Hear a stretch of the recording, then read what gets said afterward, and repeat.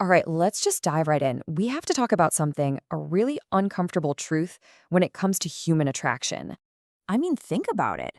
We're taught our whole lives that being nice is how you win someone over, right? But what if that's just flat out wrong? What if the very things we do to make someone feel safe and secure are actually the very same things that kill any spark of desire? And that right there, that is the brutal, brutal paradox we're going to unpack today. See, our brains are wired for two totally opposite things: safety and excitement. And they're constantly at war. We're about to find out why a little bit of mystery, well, it might just be the most attractive thing there is. Okay, so to really get this, we've got to start with a central conflict in pretty much all modern relationships. And nobody has explained this better than the psychotherapist Esther Perel. Here's the deal. On one hand, we desperately crave security, right? That feeling of safety, predictability, of being home. But at the exact same time, we have this other, equally powerful need for adventure, for novelty, for mystery, risk, the unknown. We want a passionate marriage, which, if you think about it, was basically an oxymoron for most of human history. And this is where it all just clicks into place. Look at this. For love to work, what do you need? Security, predictability, closeness. But for desire, it's the complete opposite: mystery, risk, a little bit of distance. The very things that build love can literally suffocate passion. Love wants to pull you closer and closer, but desire needs some room to breathe. Perel has a great name for this: the erotic synapse. Think of it like the little gap between two electrical wires where the spark happens. It's that psychological space between you and someone else. And when our only goal is to completely erase that space, to basically become one single person, well, we end up killing the spark. We short-circuit the whole system. So where does this insane conflict even come from? It's not just something we invented recently. No, this tension, it's literally hardwired into our primal brain. It goes back millions of years. It all comes down to something called sexual selection. Darwin came up with it.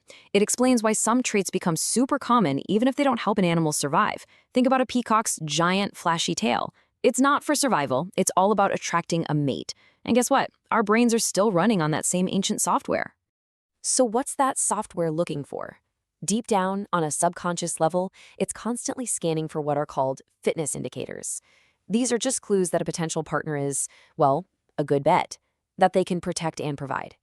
We're talking about things like social status, strength, ambition, and yeah, a proven willingness to step up and protect. And here it is. This is the crucial link. From that primal evolutionary perspective, being too agreeable, being too nice, can get totally misinterpreted by our brain. It can look like a lack of dominance, like someone has weak boundaries, or even low social status. I mean, think about it. If you can't even stand up for yourself, how are you going to stand up for your partner or your family? This chart, wow, it really shows how messed up our brain's priorities can be.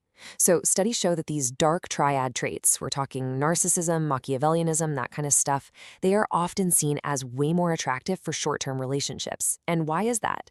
Because they fake the signals of high status, like over-the-top confidence and dominance.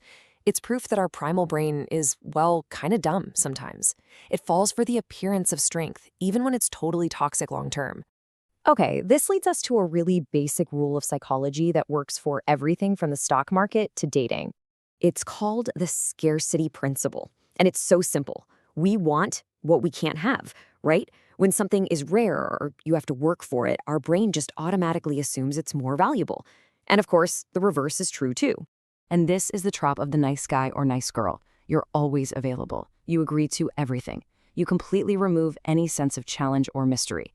You basically make yourself common, predictable. And what happens? Your perceived value just plummets. And when there's no challenge, that spark of attraction, it just fizzles out.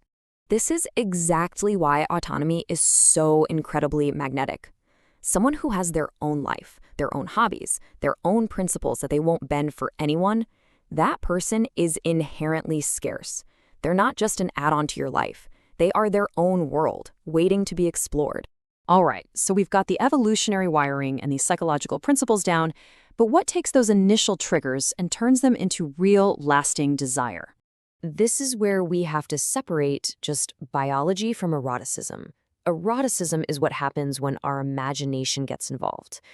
And here's the thing about imagination. It doesn't feed on facts and spreadsheets. It feeds on the gaps, on the mystery, on what we don't know. The second you know everything about someone, there's literally no room left to wonder.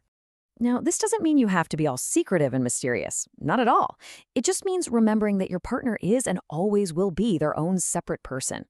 It's like Perel says, you create mystery by just looking at the person you know so well with fresh eyes. See them in their element, totally absorbed in a hobby, and for a second, they become that fascinating, slightly unknown person you first met. Perel calls this erotic intelligence. It's a skill. It's the ability to actively create desire. It's about understanding that passion isn't some random thing that just happens. It's a fire, and you have to actively tend to it. You have to fuel it with new experiences, with playfulness, and yeah, even with a little bit of healthy distance.